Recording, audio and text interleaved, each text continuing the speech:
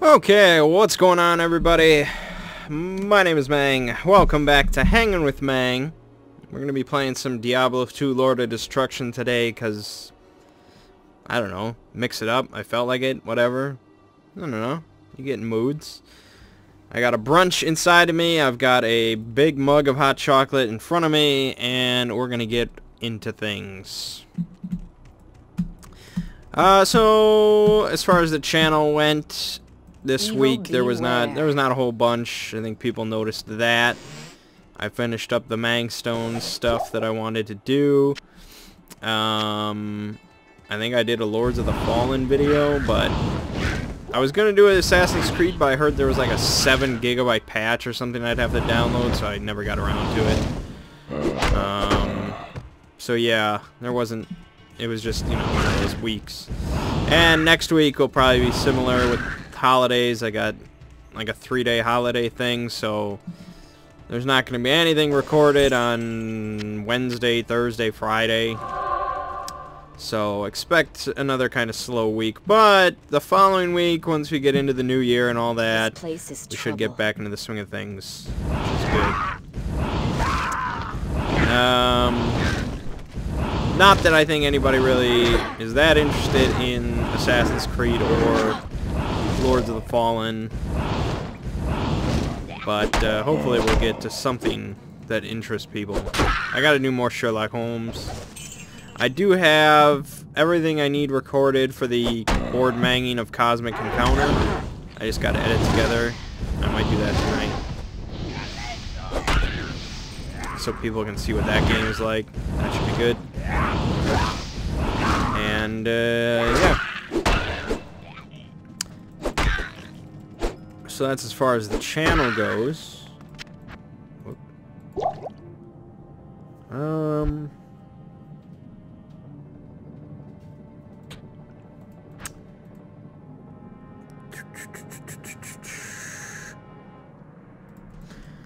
Let's see. As far as board gaming goes this week, let's see. Oh, I got in the new game Paperback.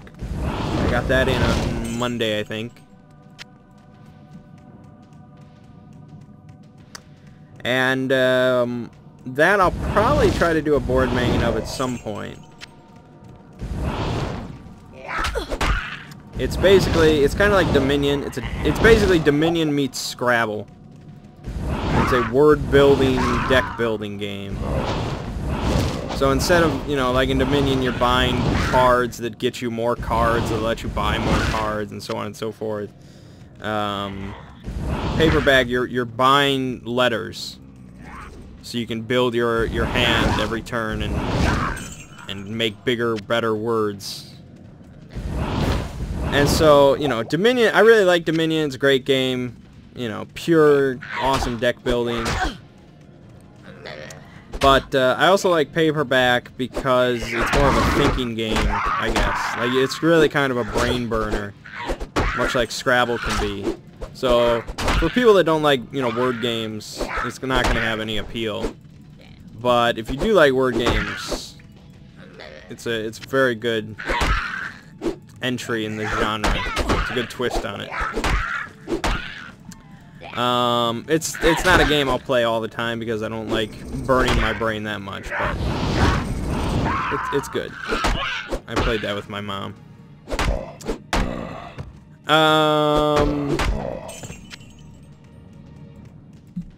Let's see. I think I played some like Splendor with her. I played some Dominion this week with her. Just kind of played some stuff.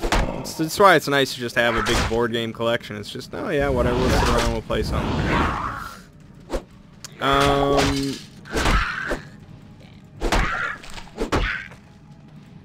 Friday? Is that Friday or was that yesterday? God, I don't remember. No, I think it was Friday. I went over to my sister's house. We played some board games. We started with Machi Koro because I wanted to keep something familiar to them. And and that was alright. Very, very luck-based game. Not really my style of game that I love. And there's too much luck involved. It's just kind of like, well, we're just... It's less of a game, I guess, for me. It's just kind of, well, we'll hope for the best and see what happens. Maybe I'll win, maybe I won't. But it's a good gateway game. You know, they all remembered how to play real quickly, and we went right into it. Then we tried out a new game called Red 7, which I think was making the rounds at like BGG Con and stuff like that. People were talking about it. And that's a card game for 2 to 4 players. It's kind of interesting. It somewhat reminds me of Uno, but it's a lot better than Uno because there's actual like choice involved. Basically, you get a hand of cards, and the cards have numbers 1 through 7 on them, and there's different colors, all Roy G. Biv, you know, there's colors of the rainbow. So there's a bunch of different cards in the game. And then it's a little tricky to explain, actually. It was tricky to explain it to them. We eventually got it, but it took a little bit. Basically, like, it's kind of like Flux, if anyone's ever heard of that, where the rules of the game are constantly changing. Like, each player is constantly changing the rules of the game. So basically, at the end of every turn, every time it's your turn, at the end of your turn, you need to be winning whatever the current game is, or you're out. And whatever the card in the middle is, whatever color that is, determines what game it is. So, shit. If the card in the middle is red, that means whoever has the highest numbered card on the table is winning. But then also, a red 5 is higher than a yellow 5, because there's like a temperature chart. And so, red 7 is then the highest card in the game, which is why it's called Red 7. And then, you know, like, if yellow is in the middle, there's a different rule. I don't remember which is which, but it's like, whoever has the most even-numbered cards, or whoever has the most of one number, whoever has the most different colors, all sorts of different stuff like that. And so, you're looking at your hand, and you're constantly trying to figure out, you know, do I want to change the rules, or can I win the current rules? Because you want to keep cards in your hand, because if you run out of cards, your cards are basically options. You know, if you run out of options, you're done. So, you know, it's a very,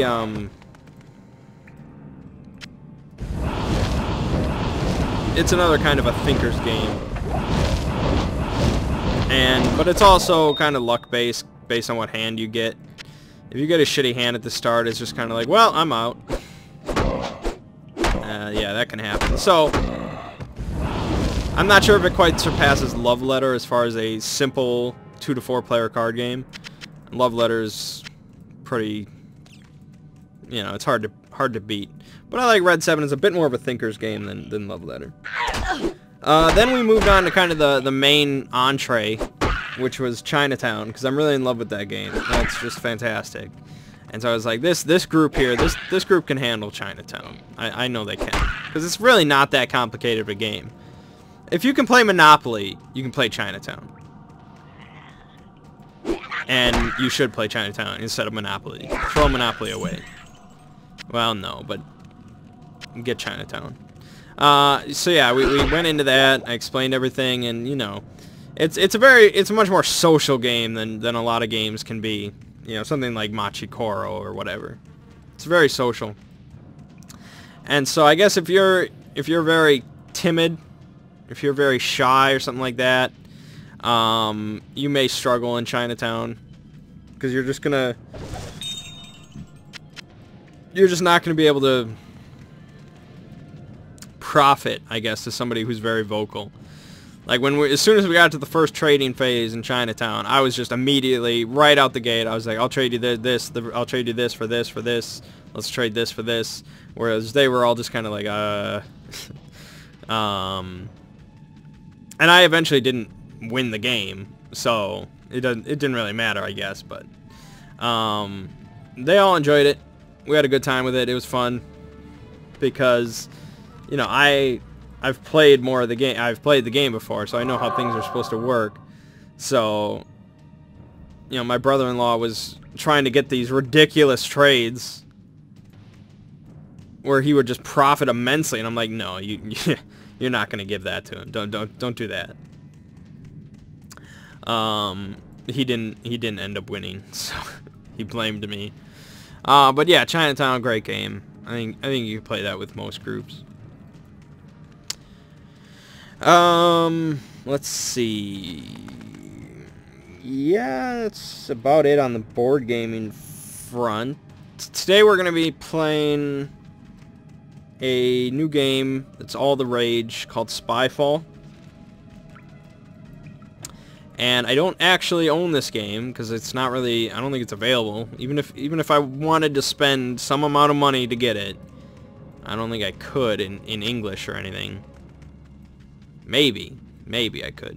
But I don't have it, so I printed it out. I actually printed and played and will play a game, which is not something I normally would do, but it doesn't really require much, you know.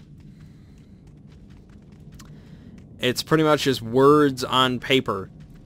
The full game will come with, you know, artwork, I guess. That'll be the difference, and it'll all be uniform size and so on and so forth. But to play the game, you don't really need that much. It's just words on paper.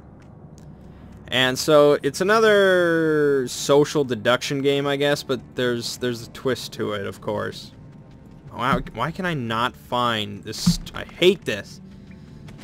And the stupid stamina bar. Why the hell did they put that in? Median XL got rid of that so quick. So basically, there's a whole bunch of packs of cards, and each pack of card has a location written on it. So I think it's like there's 8 cards in each pack. So 7 of the cards will have a location on it, the same location. So they'll say like gas station, or movie theater, or military base, or church, or submarine, or, you know, airship carrier, you know, any location you can think of. There's a bunch of them. And then one of the cards will say spy, and it will not have a location listed. And the other cards will also have a role listed for the location. So if it's at a gas station, the roles might be cashier, or attendant, or mechanic, or customer, or so on and so forth. Different roles. And so what you do is you pick a pack of cards randomly. You shuffle all the packs in Ziploc bags, and you pick one randomly. You don't look at the location. And then you hand out the cards. And you hand out a number of cards equal to the number of players, making sure the spy is included. And so somebody's going to be spy. Everybody else is going to have some role at this location. And then it starts with the player who dealt out the cards is going to ask another player a question. It has to be a question. And the question can be pretty much whatever you want. Whatever you want to ask them.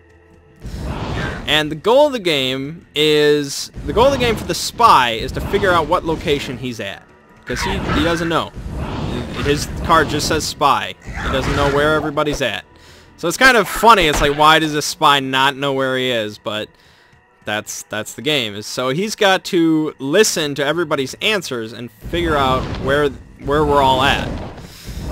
But then eventually, you know, somebody's going to ask him a question, and he needs to feign ignorance correctly.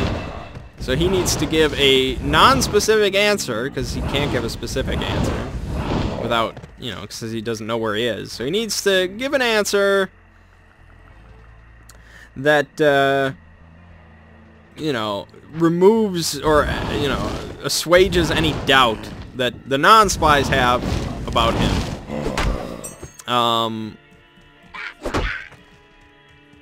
Well, you know, you understand. He needs to kind of blend in.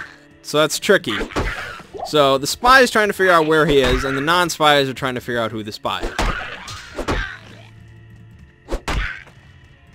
And so the non-spies are trying to then be also non-specific. So if the question to somebody is like, "Oh, did you hear what happened here last week?" or something like that, and you know, the guy responds, "Oh yeah, 2 robbers tried to break in here and steal all the cash." You know, that's a huge clue. But if he just says no, you know, then that puts a lot of suspicion on him. I don't know if that's a good question or not. It's probably not. But the point is, there's a lot of, you know, nuances to asking and answering the right questions. And so this really appealed to me. Everybody's raving about it. Great game. So I was like, I'll print it out, and we'll see. We'll see what it's like.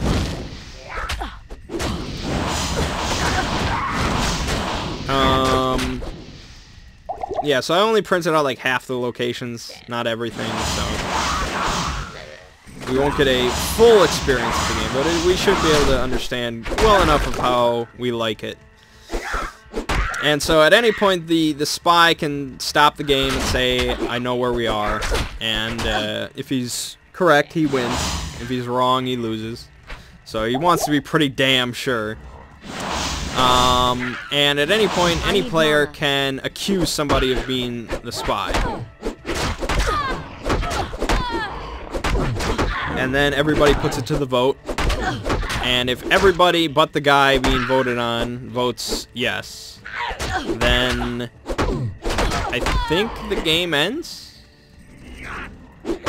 Yeah, I think the game ends if they've correctly picked out the spy. The non-spies win. If they were wrong, then the spy wins, or something like that. There's also a scoring system, I guess, for who wins each round, but nobody that I have heard plays with that, because what's the point? Just play another round, keep going, it's for fun. Party games that try to include scoring are most of the time kind of retarded, because that's not what party games are about.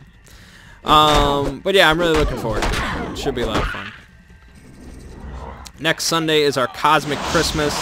Very pumped for that. We have a full 8-person crew. So with all the expansions, it should be immense. So many aliens, so much cosmic, whole day of cosmic encounter with 8 people. I don't know what it'll be like, but I'm sure it'll be crazy. I'll probably try to also introduce some variants later on once everybody's really comfortable with it. Like where you pick 2 aliens instead of just 1, and you keep 1 alien power hidden until you want to use it. So it's like inactive, and nobody knows what it is until you reveal what your other alien power is. That'll probably be really cool. So looking forward to that. Yeah. So I think, well, the my expansion for Eldritch Horror, Mountains of Madness, that'll come on Tuesday. I don't know when I'll get around to playing that. Maybe probably in January sometime. Looking forward to that, because they're apparently adding a lot of cool stuff to that. Forsaken Lore, which was their first expansion, was really small and mini. So this one's a lot bigger, adding a new extension to the board and all sorts of cool stuff. So that should be good. Yeah, so I guess that's about it for board game stuff. My hot chocolate's getting cold. Okay, alright. Thursday night, we went to Applebee's, of course. And, of course, the crazy hot bartender was there that I'm just smitten with. One day, I shall talk to her. One day, I shall compliment her hair. Because it's still incredible. But it was not that day. So we were just sitting there talking the whole night. And apparently, one of my friends came up with this crazy new theory about Star Wars. in which Yoda is actually Luke Skywalker from the distant future who went back in time for whatever reason to help train himself.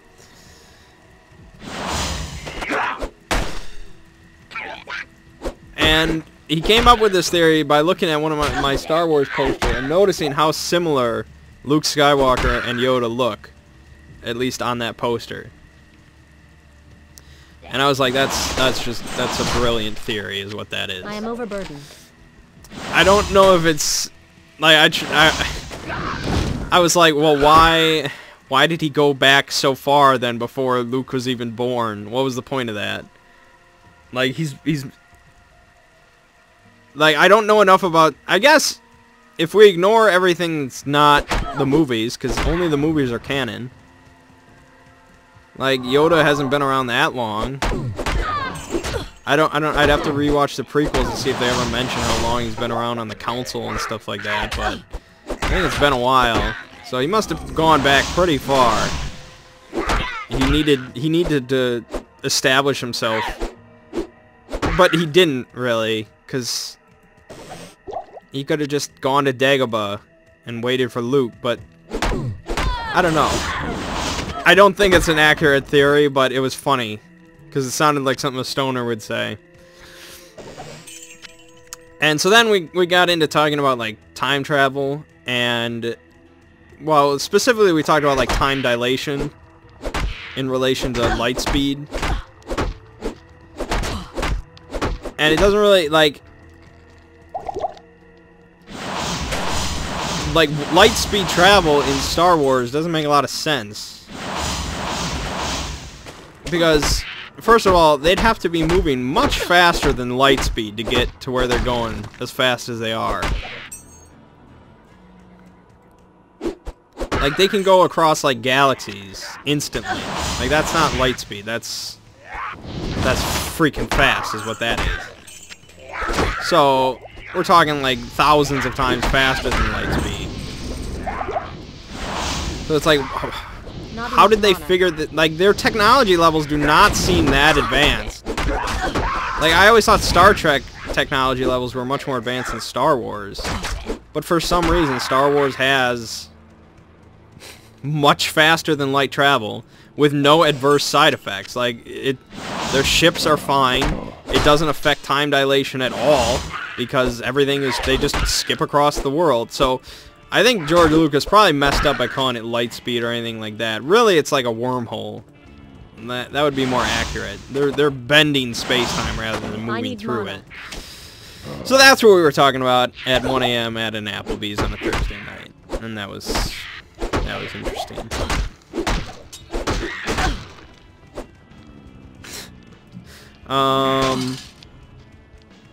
Yeah, so that was our Thursday night. I'm playing like one-handed here, so that sounded worse than it is. Let's see, Friday night I went out to Applebee's. They went out to a bar first, but I was playing board games, so I came a little later to Applebee's. And that was kind of non-eventful, I think.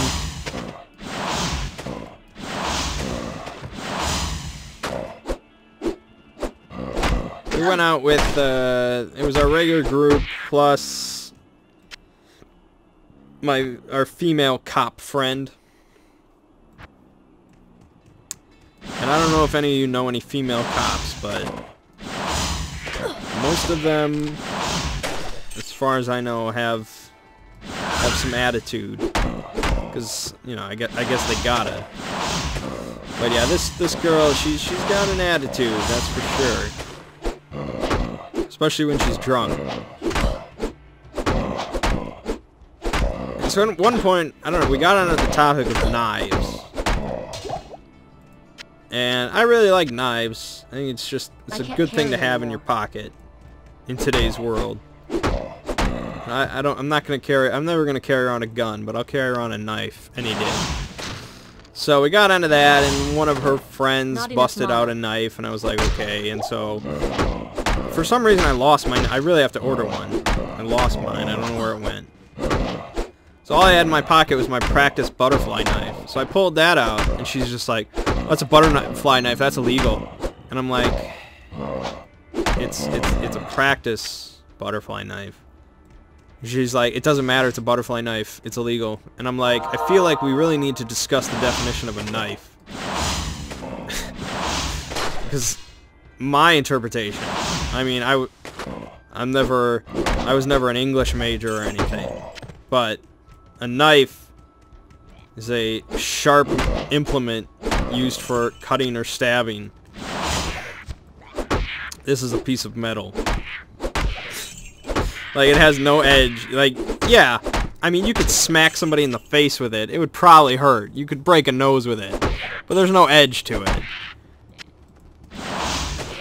She's like, you could kill somebody with this. This is a deadly weapon. I'm like, my fists are a deadly weapon.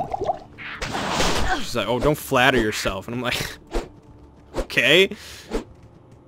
And then I look at the table. I look at the Applebee's table. They've given us like 4 knives that could easily cut somebody's throat. And I'm just like, look what they give me. This is what they hand to civilians. Do you know what I could do? We could slaughter each other with these tools. But you can't really reason with a drunk female cop. I need mana.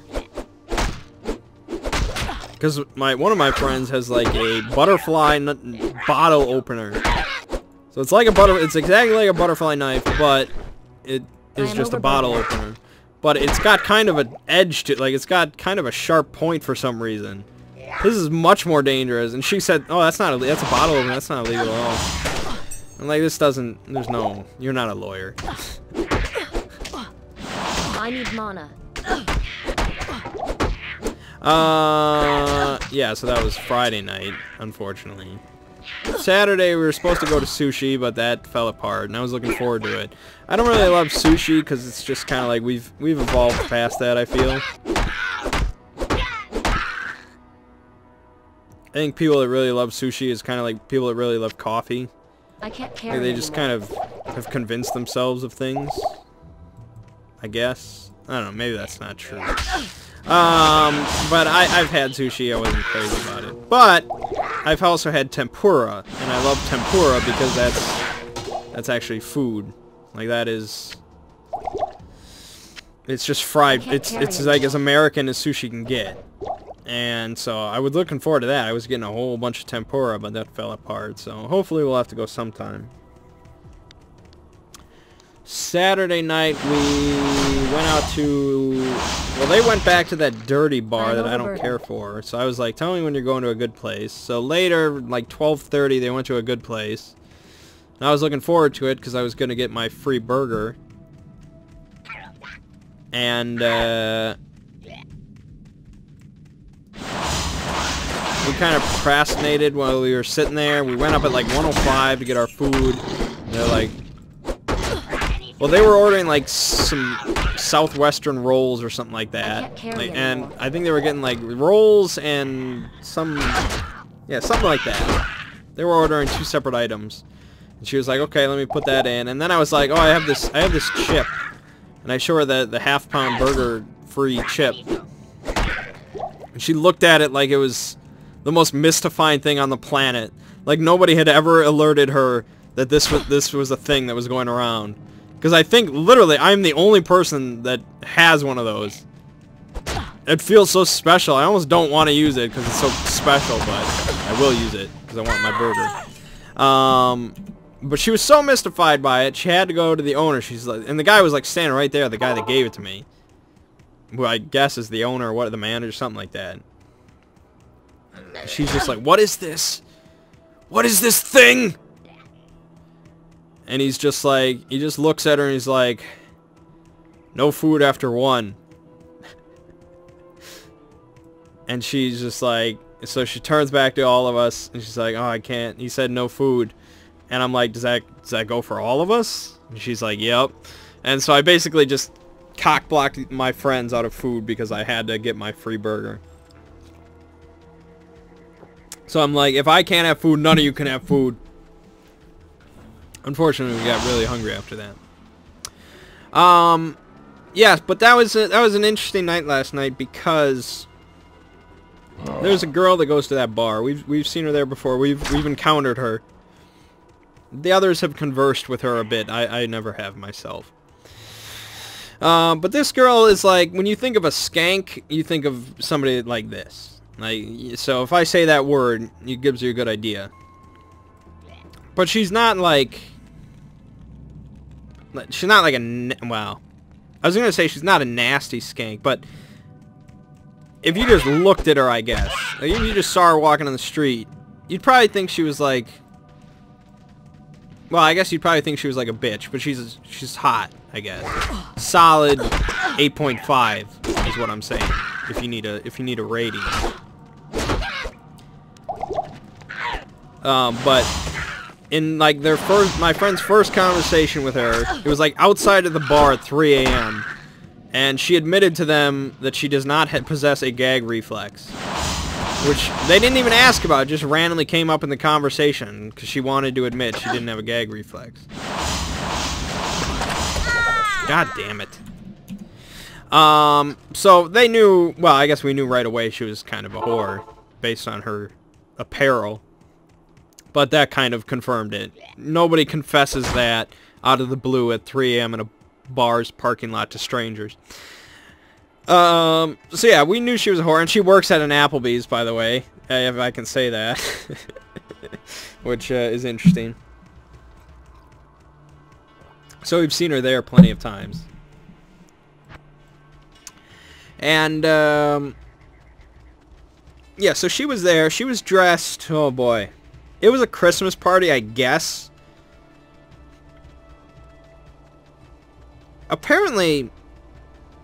I don't know, this is kind of news to me. I found out just recently, a couple of years ago or something. Young people do not like Christmas music, for the most part. There are exceptions, but... Like, nobody likes Christmas music anymore. I guess it's kind of old. I mean, I listen to Sinatra and stuff like that, you know, just on it regardless, so... I've always enjoyed Christmas music, but people my age, I was like, why aren't they playing Christmas music at a Christmas party? And my friend was like, because everyone would leave. I'm like, wow. Because that's really what I expected. It's a Christmas party. They were just playing like country music and rap. And I was just like, okay.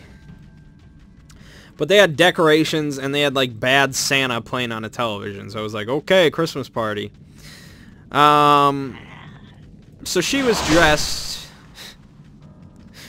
in a whore's Christmas party outfit. God damn it.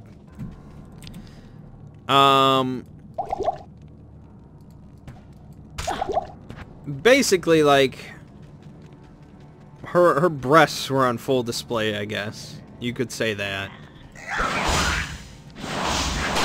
She had her hair did up. And,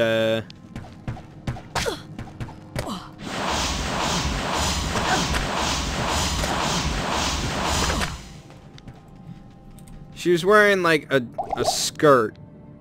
Well, I guess it was an extension of the top. I don't know the official terms for these things. So, I'll just call it a skirt. But, you really couldn't call it a skirt.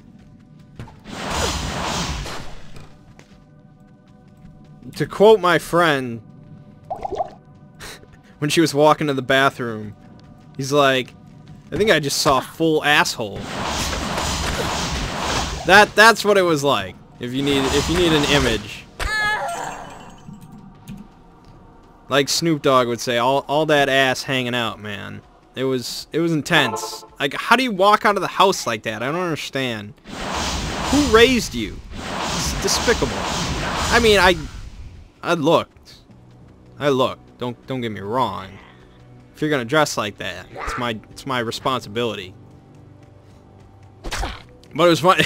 Anybody looking over at our table as she walked past would just see all of our necks craning. It was funny. Yeah, so she was dressed inappropriately for the modern age. She was with some guy, and I don't know where she met this guy.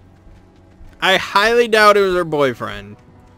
Because girls like this do not keep boyfriends.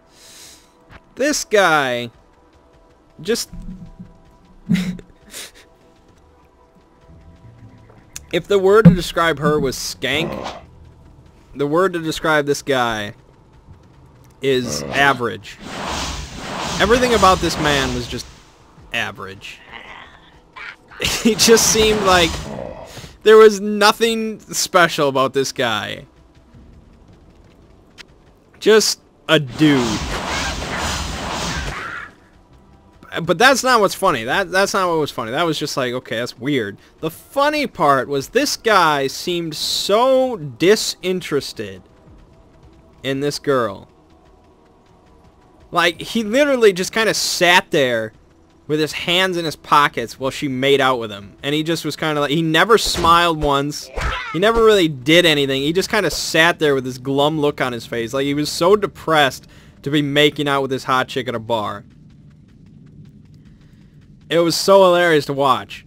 And then it got even more interesting because this girl's a freak. Like, not only was she just making out with him with like her breasts out, but I can't carry anymore. She started getting a bit weirder. She started like sucking his fingers. That was interesting. Just in full view, you know, just at the bar, sucking a dude's fingers, you know, just Saturday night stuff. She started licking his face. Just licking away like a popsicle. And it's just like, girl, you don't know where those fingers have been.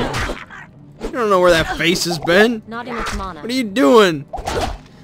And we couldn't really get a perfect look. We were a bit a ways, but we were all pretty certain she was rubbing up on things that you should not be rubbing up on at a bar.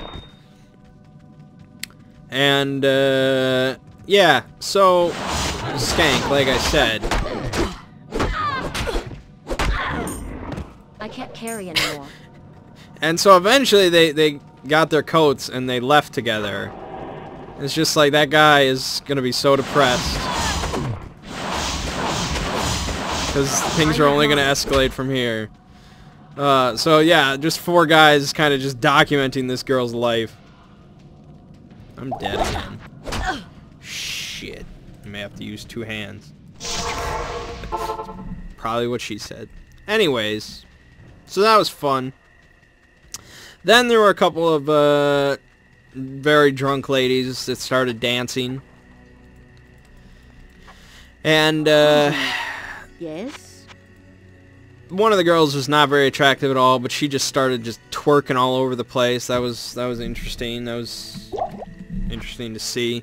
Then the other girl was a bit better, and she was more well endowed in the chest area, and she decided to go with an outfit that augmented that. And so yeah, things were popping. Put it mildly. Things were popping. Not enough mana. Just very low class. And the bar that we went to is a pretty classy joint, so...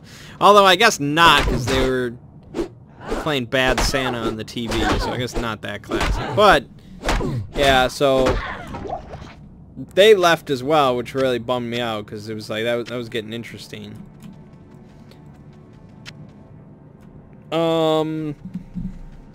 Yeah, and that was pretty much it. Oh, my buddy went up to a couple chicks.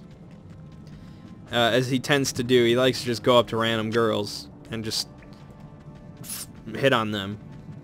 He's got a girlfriend, but he just likes to do that. He's a social experiment. But he's got a hell of a mustache right now, and so he was worried about that. He thought that would affect it. So his opening line was, "Which one of you girls is going to buy me a drink?"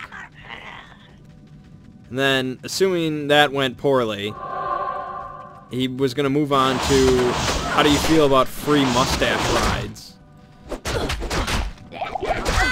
Damn it. And then if that went poorly, which it most likely would, he was going to go with, I told my friends that I had game. And so we're like, good luck. And so he went over there. He comes back shortly after, so we knew it didn't go well. Because sometimes he'll sit with random people for like half an hour. So he comes back and he's like, that probably went as poorly as it possibly could.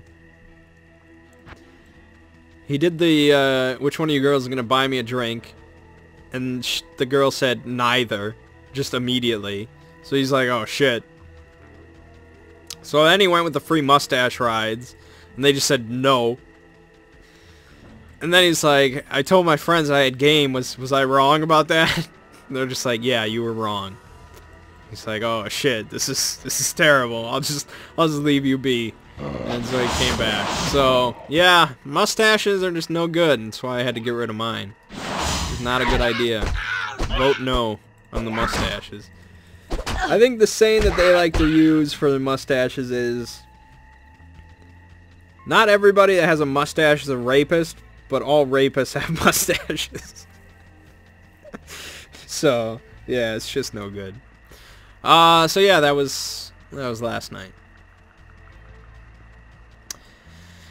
So yeah, you may have been wondering why there's a particular element missing from all these stories. Yeah, so now we get to the unfortunate part of the news that I'm sure you were probably expecting. So last Sunday I had brunch. I did the hanging with Mangg, and I got to tell you guys all about that good stuff.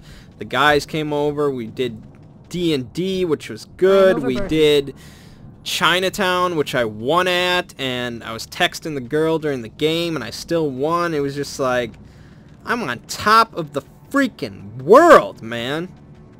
This is awesome. But you know what happens when you're on top of the world is there's only one direction you can go.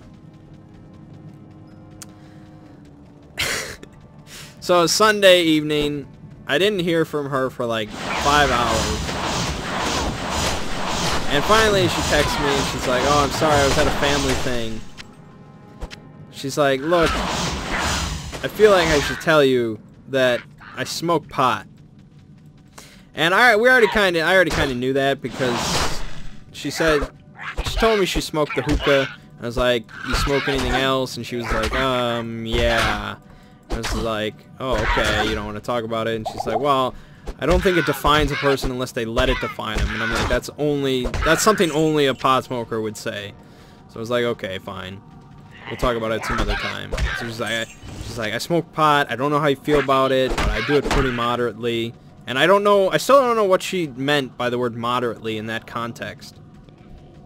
Did she mean she smokes it not much? She smokes it in moderation? Is that what she meant? Or she smokes it, like, moderately a lot? I don't know. That was a terrible word for her to use. But it doesn't matter. She's like, I feel bad it hasn't been addressed properly until now. As I responded a few minutes later, and I'm like, well, because I thought about it. I'm like, well, it's not something that I do or would ever do. Because I don't need that. But I was like, if it's not a deal breaker for you that I don't do it, then it's not a deal breaker for me that you do. You know. So it's just kind of like, you know, we can each do our separate things. It's fine. As long as you're fine with it. I can't carry anymore. And she didn't respond that night, and I was kind of worried, but I was figuring, oh, she was at a family thing, maybe she just fell asleep, you know, whatever, fine. I get up in the morning, still no response. I'm like, okay, maybe if she oversleeps, whatever, fine. And then, you know, I go through the day at work, and still no response, and I'm like, huh, and so I text her back, and I'm like, unless, I guess that is a deal breaker for you, because I thought maybe she really took that badly, then I'll never do pot, I don't know, it didn't seem right. And then the days went by. So Monday went by, Tuesday went by, Wednesday went by, no response. And so I got worried. And, because I was like, you know, she lives down by campus, Milwaukee. you know, bad things have happened. People have been robbed, mugged, raped, shot. What, you know, bad things can happen. So, you know, I got a little worried. This didn't seem like her. You know, there's a girl that texted me every day. I need mana. And so I was a little concerned, but, you know, my friends were like, oh, you know, don't sweat it just after a couple days. I was like, okay. And, so I kind of let it be. Because I figured, well, here's what it was. Logically, you know, I'm a very logical person. It's just kind of how I am. And so, logically, I figured the most likely answer is something happened to her phone. It just, I mean, I'm not going to go into the various clues that I looked into to give me why this was the... I put it like a 67% chance she lost her, or something happened to her phone. And so I tried explaining this to everybody else, but they were all like... They didn't say this on like Monday, but on like Wednesday they were like, nah man, she's not interested, she's a loser, you know, all sorts of stuff like that. Even my mom suggested at one point, she's like, maybe she's like a depressed meth head or something. You don't know this girl. And I'm like, that's completely ridiculous. Logically, she most likely lost her phone. Why don't you understand this? Hi there. Good day. But even by Wednesday, I was like, maybe they're right. I don't know. It seems weird. Tuesday, I sent her a message on her Facebook. And we had never exchanged Facebooks by that point. But, like I said, she had a very unique name. She wasn't hard to find on Facebook. So I was like, if something happened to her phone, you know, maybe I'll contact her on Facebook so she has a way of talking to me. Because if the roles were switched, if something happened to my phone, I would love it if she had contacted me on Facebook. Be like, so I can at least tell you, you know, if I couldn't find her on Facebook, if she could find me, yeah, I'd much prefer that. To rather just silent. And so she never saw the message on Facebook, so I started to get really worried. I was like, what is going on here? And they were like, oh, if she's not interested, she's ignoring, you know, it's easy for her to just never see the message. She can just, you know, not click on it, or, you know, they were telling me all this shit, and I was like, yeah, but she'd have to really go out of her way, and that would be a complete 180 flip on her personality. Not enough mana. And so, I think I texted her a couple more times where I was like, I think Tuesday evening, or maybe that was Wednesday. That might have been Wednesday.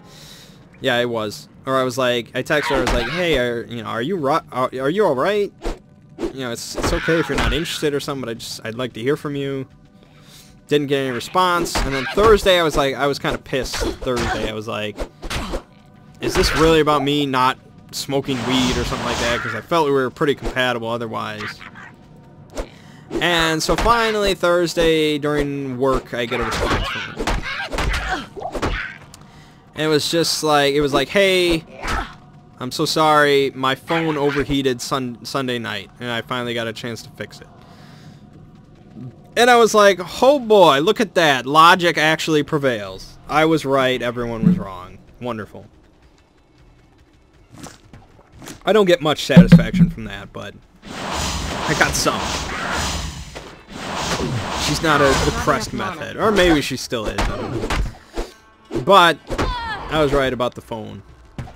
You might say she was lying, but if she was lying about her phone, she wouldn't have said overheated, because it's very specific. People tend to not be specific when they lie. She would have said she lost it or she broke it. She wouldn't have said overheated. Unless she's really damn good at this. In which case, I'm more impressed. And then the message went on, and she said, look, I've been thinking. Which is never something you want to hear from a girl that you're interested in. It's just nothing good can follow those words. Look, I've been thinking. I need mana. I was like, oh god. She said, I just didn't feel a spark when we went out that night. I hope you're not too upset or something like that. Not enough mana. And so I sat there and I was thinking about, I was reading these words and I was thinking about it. I was like, huh. I need mana. What the hell does she mean by that? Because, you know, I'll admit, and I admitted to her that I'm kind of new to this whole thing. I don't have a whole lot of dating experience, so I don't know what a spark is. And maybe some of you can enlighten me.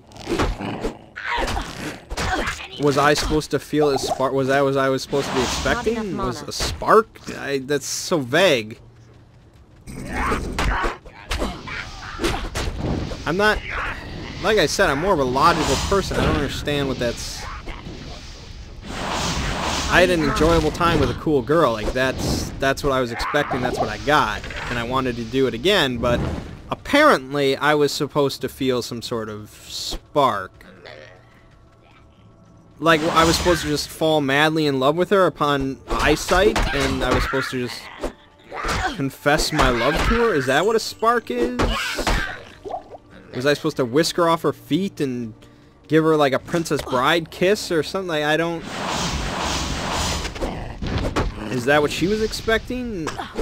And then, if the guy doesn't do that, she doesn't feel a spark? 'Cause I feel like then...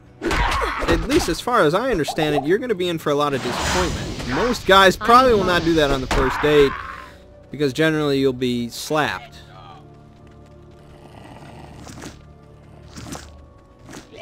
And so it kind of mystified me. It's like, okay. I feel like that was a no fault of my own. And so I said... I don't remember what I said. We texted a few more times and I was like... You know, I'd still like to give it another chance or something. You know, can I convince you to let me buy you dinner again? She's like, I feel bad if I keep letting you buy me dinner without any romantic element there. And I was like, not enough mana. Okay, I mean, I need mana. You know, I'm willing to give it a second shot. I'm willing to put more time into this than you are, apparently. I don't think I said it like that, but... And then she was like, well, I'm at work. I'll text you later. I'm like, okay, well, I still think there's a chance I can get another chance at this. And so then, like, an hour and a half later, I happened to be looking through, like, on Facebook and stuff, and I noticed that the message that I had sent to her on Tuesday finally got seen.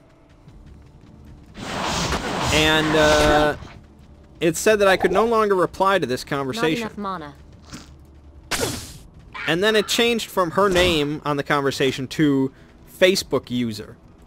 And then I tried going to her Facebook page, and it just said, this page is not available, or something like that. So I was like, huh. She just blocked me on Facebook. Not enough mana. Which tells me two things. One, she's not at work. I need mana. Because she doesn't work Fridays at 11:30. She works Fridays at 3, because we already discussed this the previous week. Or Thursdays, or whatever. Like, she's not at work. And she's apparently so repulsed by me now that she felt the need to block me on Facebook. And so, I was like, you know, she was really cordial about this. She's been really nice. She just didn't feel a spark. Fine, she's not interested. At least she, you know, told me, and it's all good. But then she blocks me on Facebook, and I was like, that seems kind of bitchy. And so, of course, she never texted me again. I'm sure she got off work at some point, but did not text me later. Not enough mana. And I texted her, I think, that night at, like, when we were at Applebee's, I texted her at, like, 11 o'clock, and I was like, if I'm not mistaken, I need mana. I rarely am, you blocked me on Facebook, which is kind of unnecessary. I wasn't planning on stalking you. I need mana. But, you know, it's fine if you're not interested. I'll just go back to the dredges of Tinder. And I was like, you were really nice, though. So I at enough least left mana. cordially. It's fine. And that's it. That's the end of it. At first, I was kind of bummed. Because I was like, you know, I really liked her. I really did. She had a great personality. We had some mutual interests, and she just seemed like a really good person that I wanted to spend time with. So I was bummed about it, but you know, there's not much I can do about it, and you know, we had our differences. She drank, she smoked. She was a young college party girl. I was more of a recluse. And so logically, like I said, I'm a logical person. Logically, I know there's 7.2 billion people on the planet.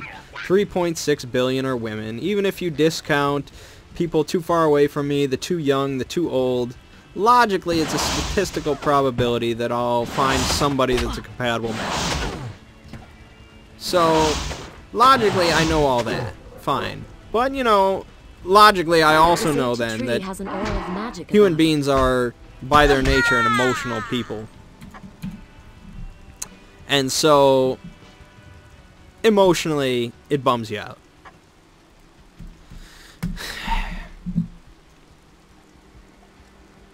So yeah, I'm back on Tinder, unfortunately.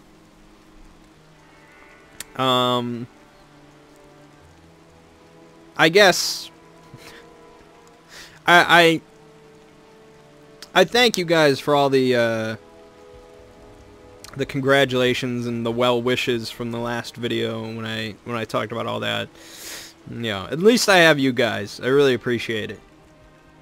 It's like having many more friends than I would normally have, and it's good. So thank you for that. But I guess next time this happens, next time I have a date, I won't act so grandiose about it. I won't act like I found the girl I'm gonna marry, because I don't like then coming back and delivering the bad news to you. So I guess lesson learned. And it could have been a lot worse. My brother dated a girl for 2 years before they broke up, because they realized they just weren't that compatible. Or he realized it. So I guess, you know, all I had to do was go through one date, 1 week, $70 done. You know, that's much less of an investment to learn a lesson. So yeah, it could be a lot worse. And, you know, life goes on. It is what it is. And, yeah. I'm not that bummed about it. I was bummed about it, like, Monday through Thursday, so that's why there wasn't a whole lot of recording. I just was not... I could not put myself in a Mangg-ish mood in order to record. But nowadays I'm alright, so we'll be fine.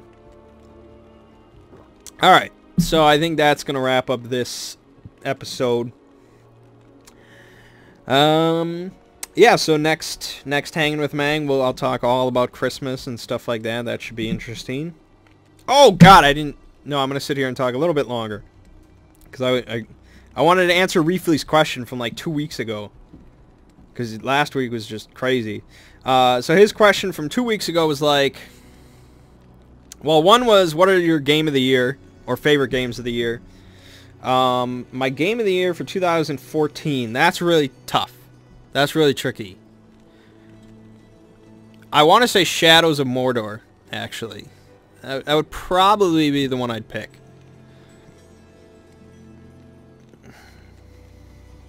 Because nothing else really springs to mind as just like, oh man, best game.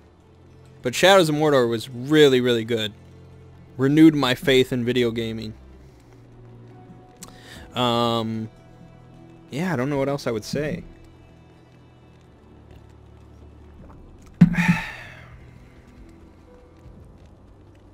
Yeah, I'm going to go with Shadows of Mordor. For lack of another option coming to mind. So yeah, Shadow of Mordor. And then his other question was, what is my favorite LP that I've done? My favorite Let's Play that I've recorded. I've been asked this before.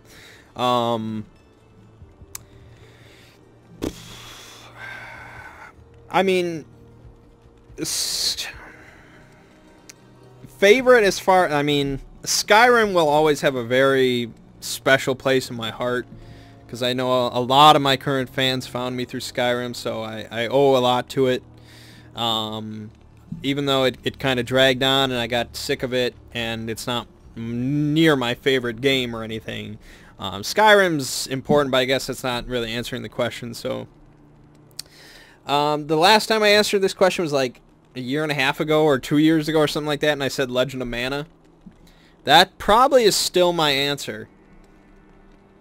Legend of Mana, there's just something about that game, and I did that LP so early on, but I just so enjoyed it. I may have to redo that game at some point.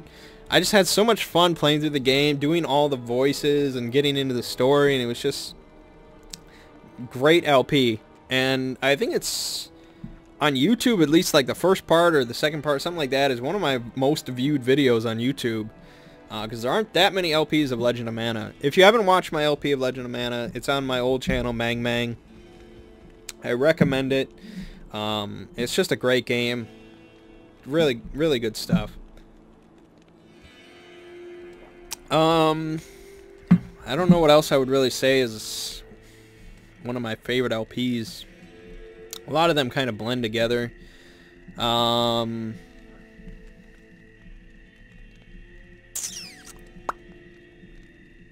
got to be some co-op one that I really... well, War in the North was a lot of fun. That co-op one that we did. I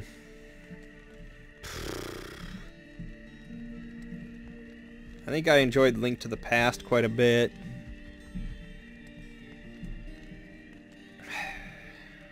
Man, yeah, I've done a lot.